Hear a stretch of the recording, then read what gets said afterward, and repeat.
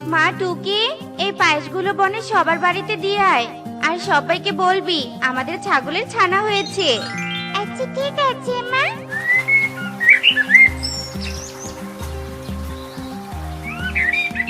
সুখী মাসি, ও সুখী মাসি, বাড়িতে আছো? দেখো, আমি তোমাদের জন্য পায়েস নিয়ে এসেছি। ও মা, তাই নাকি? তা হঠাৎ আমাকে পায়েস দিতে আসলে যে? কোনো খুশির খবর আছে নাকি? হ্যাঁ সুখী মাসি, আমাদের ছাগলের আজকে নতুন ছানা হয়েছে, তাই মা পায়েস বানিয়ে বনের সবাইকে মিষ্টি মুখ করাতে বলেছে। ও আচ্ছা, তাই নাকি? এটা তো খুব ভালো খুশির খবর। তোদের ছাগলের ছানাকে একসময় দেখতে যাব। হ্যাঁ মাসি, এসো।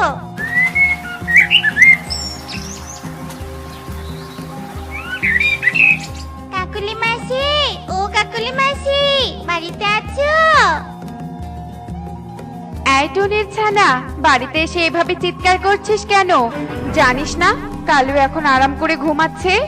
সবাই তো রাতে ঘুমায়, তাহলে কালু আঙ্কেল এখন ঘুমায় কেন মাসি? তোকে এত কিছু জানতে হবে না, কি জন্য এসেছিস সেটা বল দেখি। আমাদের ছাগল ছানা হয়েছে, তাই মা তোমার জন্য পায়েস পাঠিয়েছে। পায়েস খেয়ে আমাদের ছাগল ছানাকে দেখতে এসো কেমন? আচ্ছা ঠিক আছে, যাব। কালু, এই কালু, তাড়াতাড়ি ওঠো, একটা খুশির খবর আছে। আচ্ছা বলো দেখি, কি খুশির খবর আছে? টুনির ছাগলের তো ছানা হয়েছে। ওই ছানা বড় হলে তো টুনি আরো ধনী হয়ে যাবে, তাই যা করতে হবে আজ রাতেই করব। এসব বলে কালু কাকুলি বুদ্ধি করতে থাকে, আর টুকি সবাইকে পায়েস দিয়ে বাড়িতে চলে যায়। আর এভাবেই বিকেল গড়িয়ে রাত নেমে আসে। রাত হতেই কালু কাকুলি টুনির বাড়িতে চলে যায়। কালু, আমি এদিক সেদিক ভালো করে দেখছি, আর তুমি টুনির ছাগলের ঘরে ঢুকে ছাগল দুটো নিয়ে তাড়াতাড়ি পালিয়ে যাও। আচ্ছা ঠিক আছে কাকুলি।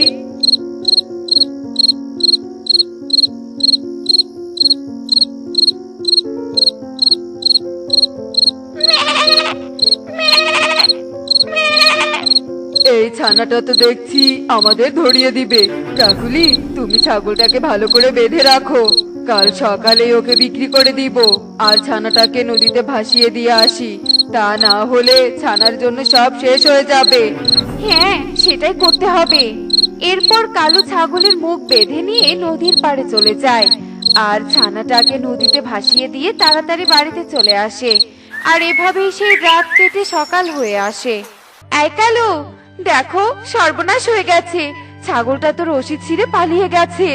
কি বলছো এসব? তুমি কিভাবে বেঁধে রেখেছিলে যে এত সহজে ছাগল রশি ছিঁড়ে পালিয়ে গেল?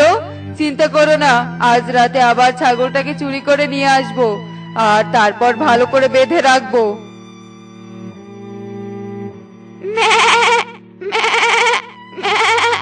কি ব্যাপার টুকি, আজ আমাদের ছাগল এত চিৎকার চেঁচামেচি করছে কেন? মা, ছাগলের নতুন ছানা হয়েছে তো, তাই বুঝি চিৎকার করছে। তাই কি এত চিৎকার করবে? না না, আমি বরং বাইরে গিয়ে দেখি গলায় রশি বেঁধেছে কিনা। কে ছাগল, তুই বাইরে দাঁড়িয়ে আছিস কেন? তোর ছানাটাকেও তো দেখতে পাচ্ছি না। তার মানে কেউ কে চুরি করে নিয়ে গেছে। মা টুকি, চল চল, ছানাটাকে খুঁজে নিয়ে আসি। হ্যাঁ মা, চলো চলো। সুখী দিদি, আমাদের নতুন ছাগল ছানাটাকে দেখেছো? সকালে উঠে দেখি ছানাটা বাড়িতে নেই। না রে টুনি, আমি তো দেখিনি, তবে কাল রাতে ছানার চিৎকার শুনতে পেরেছি। বনের সব জায়গায় গিয়ে খুঁজে দেখ, ছানারা তো দৌড়াতে দৌড়াতে অনেক জায়গায় চলে যায়। কালু দাদা, আমাদের নতুন ছাগল ছানাটাকে দেখেছো? সকাল থেকে ছানাটাকে কোথাও খুঁজে পাচ্ছি না। কি ভেবেছিস তোর ছানাকে আমি চুরি করে নিয়ে এসেছি, তাই এসব আমাকে বলছিস? এক্ষুনি আমার বাড়ি থেকে বেরিয়ে যা বলছি। চলো মা, আমরা অন্য পাখিদের বাড়িতে যাই। এরপর টুনি আর টুকি অন্য পাখিদের বাড়িতে চলে যায়। আর এভাবে বনের সব বাড়িতে ছাগল ছানা খুঁজতে থাকে, কিন্তু তারা কোথাও ছাগল ছানাকে খুঁজে পায় না। মা, আমাদের ছাগল ছানাকে তো কোথাও খুঁজে পেলাম না, তবে আমাদের ছাগল ছানা হারিয়ে গেছে। জানি না রে মা, তবে ভাগ্যে থাকলে ঠিক ছানাকে খুঁজে পাবো। উঠতে উঠতে গলাটা শুকিয়ে গেছে।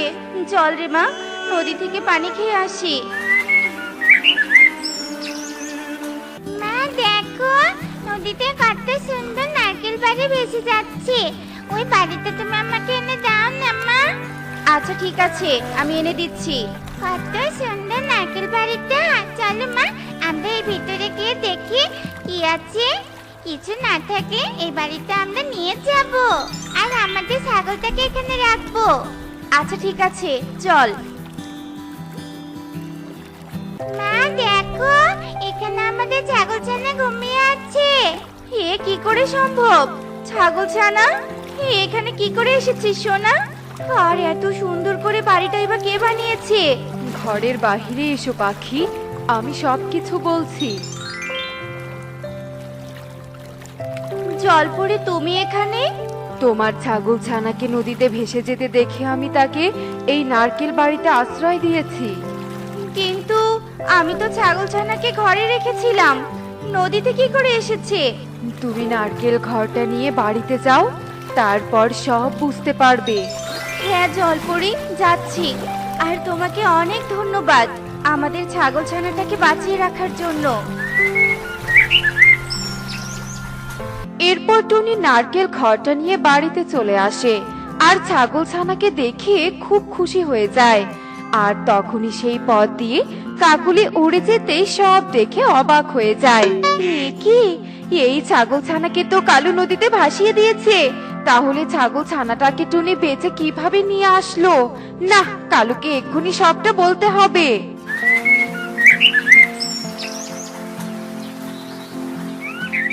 কি বলছো এসব? এ কি করে সম্ভব? আমি তো নিজের হাতে ছাগল ছানাটিকে নদীতে ভাসিয়ে দিয়েছি, তাহলে বেঁচে থাকবে কি করে? তুমি বুঝি ভুল দেখেছো? আমি ভুল দেখিনি কালু। বিশ্বাস না হলে টুনির বাড়িতে চলো, তাহলেই সব বুঝতে পারবে। কিরে টুনি, তুই তো ওর ছাগল ছানাটিকে নাকি ফিরে পেয়েছিস? হ্যাঁ কালু দাদা, পেয়েছি। এই নারকেল ঘরটার ভিতরে ছানাটা ঘুমাচ্ছে, আর ঘরটা জল পড়ে দিয়েছে। ঘরের ভিতরে গিয়ে দেখো, ভিতরটা দেখতে খুব সুন্দর।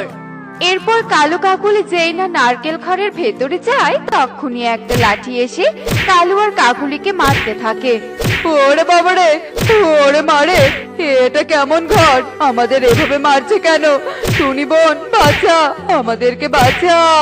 কালু, আমি বুঝেছি, আমরা টুনির ছাগল চুরি করেছিলাম বলে এই লাঠিটা আমাদের মারছে। টুনি, তুই আমাদের ক্ষমা করে দে। তুই ক্ষমা না করলে এই লাঠিটা মারতেই থাকবে।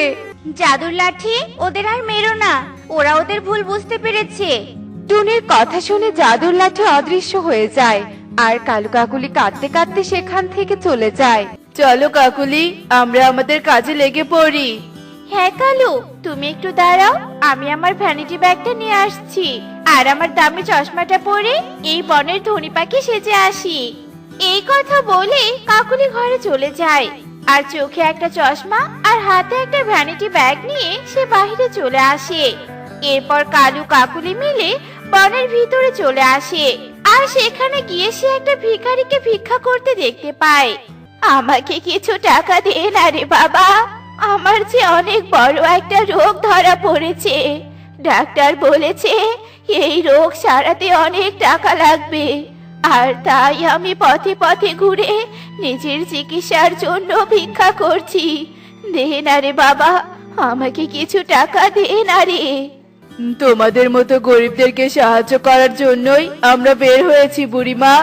এই নাও বুড়িমা, এই সবগুলো টাকা তোমার। তুই আমাকে এতগুলো টাকা দিলি রে বাবা, সৃষ্টিকর্তা তোদের মঙ্গল করুক রে বাবা, মঙ্গল করুক। এরপর সেই বৃদ্ধা যেই না টাকা নিয়ে চলে যাবে, ঠিক তখনই কালু সেই বৃদ্ধাকে ডাক দেয় আর বলে, এই বুড়ি আয়, আমার টাকা নিয়ে কোথায় যাচ্ছিস? দে বলছি, আমার টাকা দে। এসব তুই কি বলছিস রে বাবা? টাকা দিয়ে আবার ফেরত চাচ্ছিস কেন? তাহলে শোনো বুড়িমা, আমাদের কাজটাই হচ্ছে এমন যে আমরা গরিবদেরকে সাহায্য করে ভিডিও বানাই, আর সেই ভিডিও অনলাইনে আপলোড করে টাকা ইনকাম করি। এখন আমাদের ভিডিও বানানো শেষ, তাই আমরা আমাদের টাকা ফেরত নেব। এরপর কালু কাকুলি বৃদ্ধার কাছ থেকে টাকাগুলো কেড়ে নিয়ে সেখান থেকে চলে যায়। আর এদিকে মিনু বৃদ্ধা বলতে থাকে, পৃথিবীতে অনেক প্রতারক দেখেছি, কিন্তু এদের মতো প্রতারক আমি আর দুটো দেখিনি। কবুতর দাদা, আমার আর আমার মেয়ের অনেক খেতে পেয়েছে, আমাদেরকে একটু ভাত খেতে দিবে? টাকা দিলে ভাত খেতে কেন দিব না বলতো, কিন্তু টাকা না থাকলে আর এক মুহূর্ত আমার দোকানের সামনে দাঁড়াস না। কবুতরের কথা শুনে ময়ূরী ও তার মেয়ে সেখান থেকে চলে যায়। এদিকে কালু কাকুলি দূর থেকে কবুতর ও ময়ূরীর সব কথা শুনতে পায়, আর তাই তারা 2 প্যাকেট বিরিয়ানি কিনে ময়ূরীর কাছে চলে যায়। এখানে তো টাকা ছাড়া কেউ কিনতে দেয় না, আর আমাদের কাছে তো কোনো টাকা নেই। তাহলে আজকে সারাদিন আমাদের না খেয়ে থাকতে হবে। বলো না মা, বলো না। না রে মা, তোকে না খেয়ে থাকতে হবে না। এই যে আমরা তোদের জন্য খাবার নিয়ে এসেছি। আই কালু, তুমি ভিডিও করো, আজকে আমি এদেরকে খাবার দিয়ে সাহায্য করব, আর তুমি ভিডিও করবে। এরপর কাকুলি ময়ূরীর হাতে খাবারের প্যাকেট তুলে দেয়। এদিকে কালু সেটা ভিডিও করে নেয়। তোমরা কে সেটা আমি জানি না, কিন্তু তোমরা সত্যি বনের গরিব অসহায়দের গর্ব, অহংকার। তোমাদের মতো পাখিরা আছে জন্যই গরিবরা এখনো বেঁচে থাকতে পারছে। হয়েছে হয়েছে, অনেক প্রশংসা করেছিস, এখন আমাদের খাবারগুলো আমাদেরকে ফেরত দে দেখি। একই আঙ্কেল, তোমরা তো আমাদেরকে খাবারগুলো খেতে দিলে, তাহলে আবার ফেরত চাইছো কেন বলো তো? এরপর সেখানে মিনু বৃদ্ধা চলে আসে আর মৌটুসির কথা শুনে বলে, ওরা তোদের সত্যি সত্যি খাবার দেয়নি রে দিদি ভাই। ওরা আসলে আমাদের মতো গরিবদেরকে সাহায্য করার নাম করে টাকা ইনকাম করে। এদেরকে উচিত পুলিশে ধরিয়ে দেয়া। কি, তোর এত বড় সাহস, তুই আমাদেরকে পুলিশে ধরিয়ে দিতে চাস?